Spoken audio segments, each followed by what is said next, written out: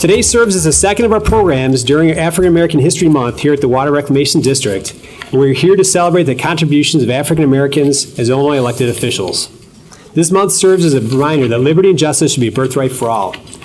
President Steele is highly recognized in her community and is a scientist and advocate for the citizens of Cook County. Please help me welcome our president, Carrie K. Steele. So our honorees today, we have three distinguished guests that we're honoring. Roland Burris, former U.S. Senator and Illinois State Comptroller. Roland, please, Mr. Burris, please wave your hand. In the middle, we have Kwame Raoul, our Attorney General. I'm the second African American Attorney General. And then we have Jesse White, our Secretary of State.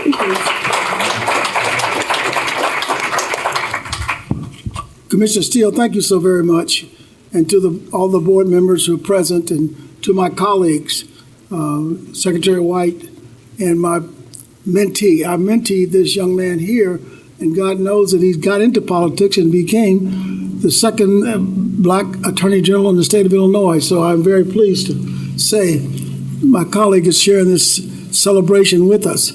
I want to extend my heartfelt thanks to the district because I know Commissioner McGowan does this every year. I think I've participated in it over the last 5, 6, or 7 years, and I'm so glad to be invited again. But I'm glad to see all the persons here. This is a very important time in our history. We couldn't be more in need of dialogue and conversation in this day than we have at any other time. So it's really good to see that we are coming together, that we are recognizing the contributions that have been made by black Americans, not only in the state of Illinois, but throughout this country. And having grown up, as Commissioner Steele said, in a small town, I just want to give you all kind of a feel or background on Roland Burris, because some people say he just popped up just like a jack in the box and nobody knew where he came from. But I just want to tell you all about my background. As she said, I was born and raised in a small town downstate. And of course, racism was very prevalent, not only down there, but throughout the whole nation. And growing up as a young kid, I got my start at 15 years old when I helped the other people integrate our swimming pool in Centralia. All those years, blacks couldn't swim in the pool, and I, through a whole lot of wrangling and consternation, we were able to go out and swim in the pool. But my father had hired a lawyer. He'd come up to Chicago, and the lawyer would come down to Centralia to represent us, but he found a lawyer in East St. Louis. And that story is that we went out to integrate the pool Memorial Day 1953, ladies and gentlemen, and we swam. We integrated the pool, no issue. We were home celebrating, and my father comes in and was very upset. So what's the problem, Dad? Well, the lawyer that he hired didn't show up. And my dad said this, and it stuck with me all those years, that we as a race of people are going to get anywhere in this society. We have to have elected lawyers and elected officials who are responsible and responsive. Now that rang so clear to me at 15 years old, I made up my mind then. I was going to do two things in life. Number one, I was going to be a lawyer. Number two, I was going to be a statewide elected official of the state of Illinois. Now I didn't even know a lawyer. I didn't even know a statewide elected official, but that's where I set my sights. And I finished my 2 years of high school and got a scholarship to Southern Illinois University, and then got a scholarship to the University of Hamburg in Germany, where I studied international law as an exchange student at the university. And it was all as a result of that motivation. And as the story has it, I became a lawyer and had run back in 1976 for state comptroller, then with the ticket of Governor Walker, and we all lost.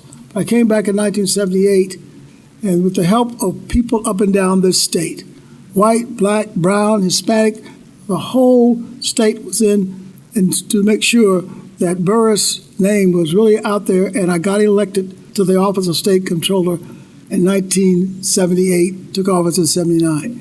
Now, ladies and gentlemen, I talk to young people and students and let them know that You have to set your mind on certain things and don't let anybody define you or determine the outcome of your own life.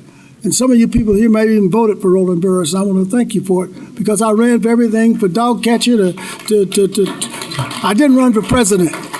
And I want to thank all you all for doing that, for giving me that opportunity to serve. And I really appreciate being here on this celebration. So anytime I can come to the Metropolitan Water Reclamation District and speak on Black History Month, I'm willing and able, as long as the good Lord will let me stand tall and do it. Thank you very much. It's a great pleasure to be here with you today. Particularly, I feel dwarfed, although physically I'm taller than these young men to my left and, and to my right. Obviously, as you all know, these both Secretary White and General Burris have served our state for decades, and has served as an example to me, more than an example to me, as a personal mentor to me, to allow me to do the work that I do today.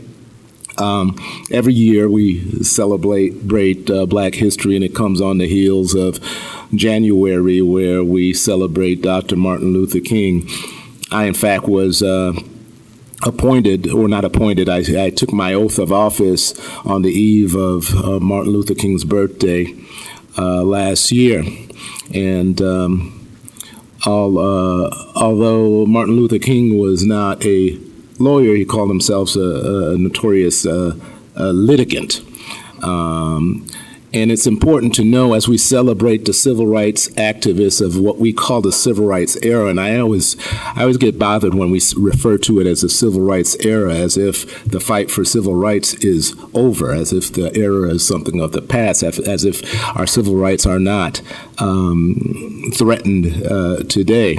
But when we think about the era that we call the civil rights era, we celebrate activists. And oftentimes we forget about the lawyers.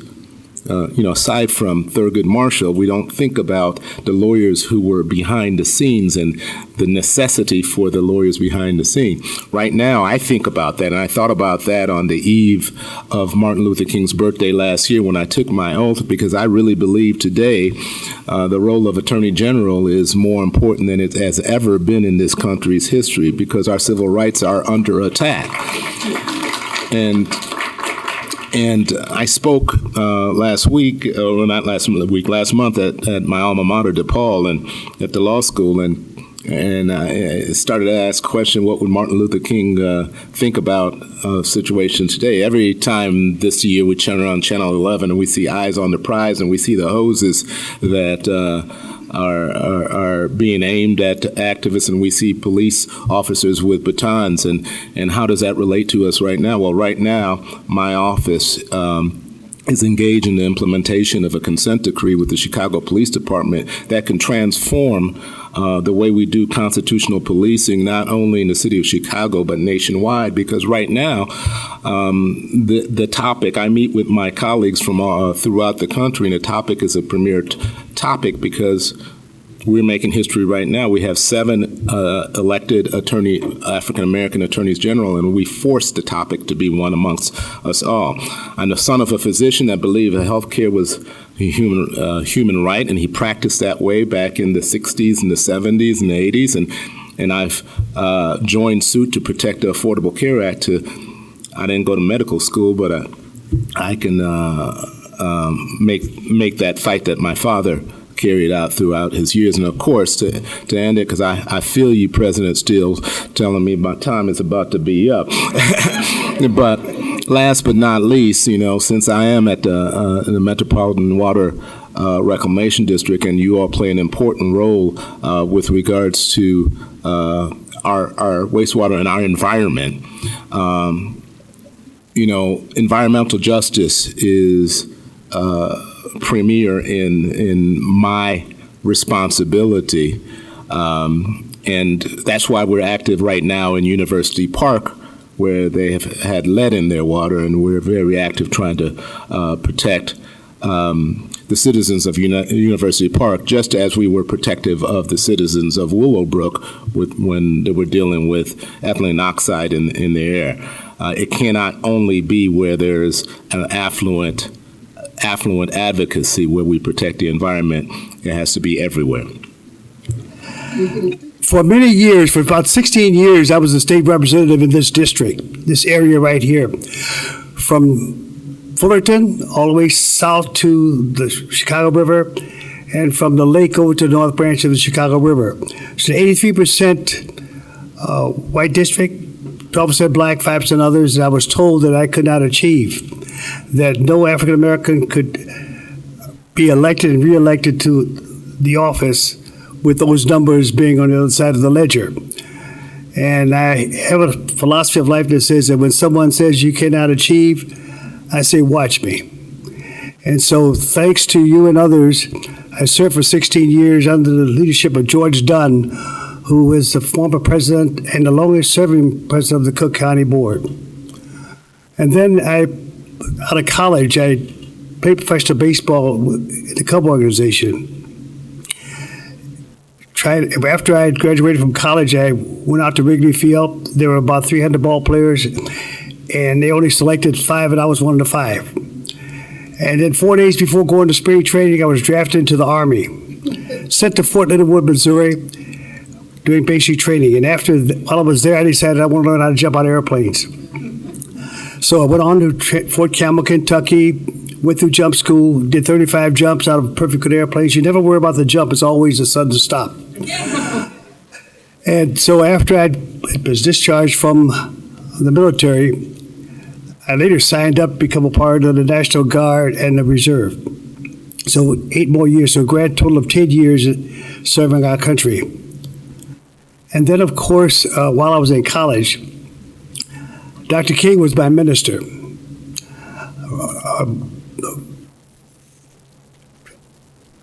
One of the gentlemen said, my friend, Reverend Abernathy, that's who I was trying to remember, Ralph Abernathy said, we want the Scrollers to attend church.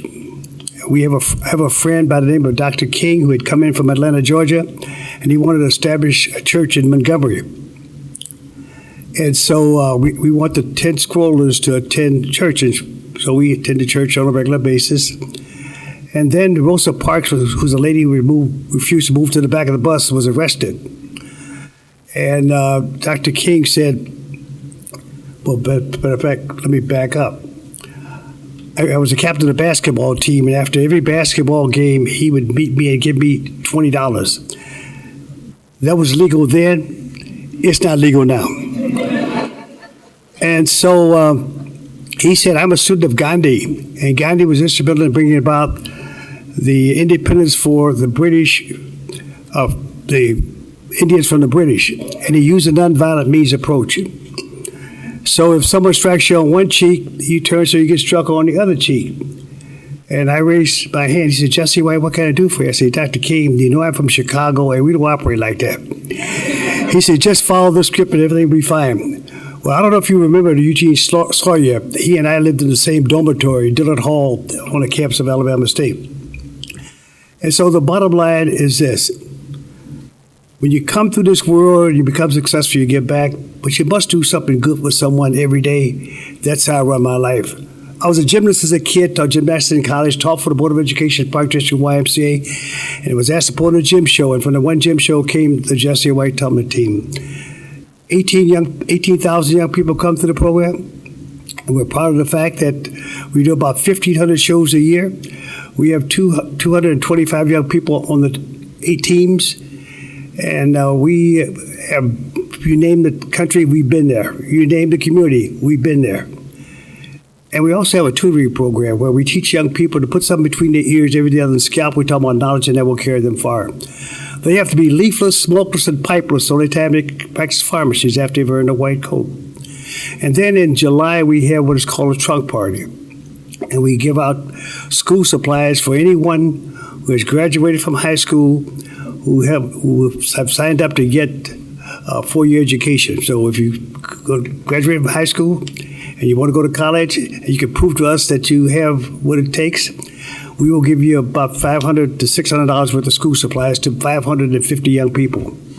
As I said before, when you come through this world, you become successful, you give back, but you must do something good for someone every day. I teach these young people to love their fellow man and woman and never ever dislike anyone because of race, creed, or color. That is the ugliest card in the deck. Cannot play that one and yet remain a part of my program. So, and I also remind them too that in life we always want them to look up and aim high, and the only time I want them to look down is to tie their shoes.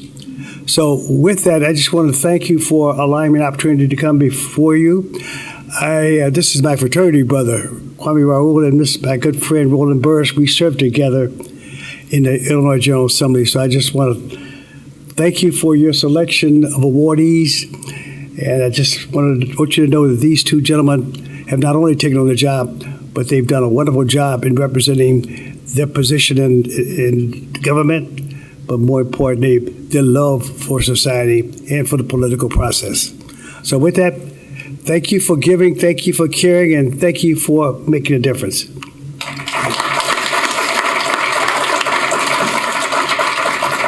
The MWRD family really appreciates you all taking time out of your schedule to spend lunch with us. We appreciate it and we enjoyed your company. Thank you to all the staff for taking time out to talk and discuss their history. These history makers here today have really represented all of us and made us proud, and we appreciate you and thank you for spending time with us, and enjoy the rest of your day. As I always say, have a productive day. Thank you.